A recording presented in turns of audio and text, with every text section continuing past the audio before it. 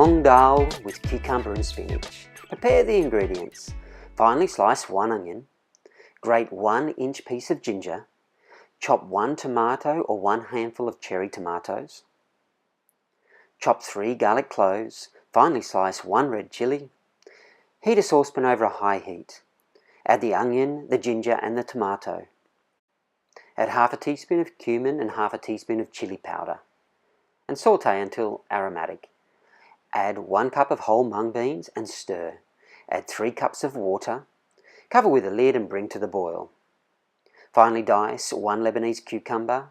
Finely shred 1 handful of spinach.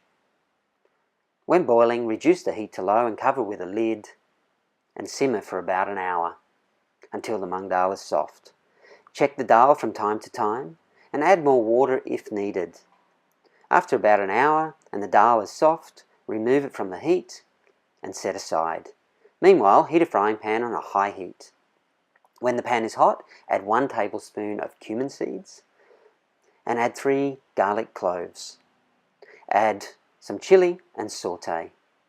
Add a little water, then place the dal back onto the heat. Add the cumin seeds, the garlic and the chili and stir well.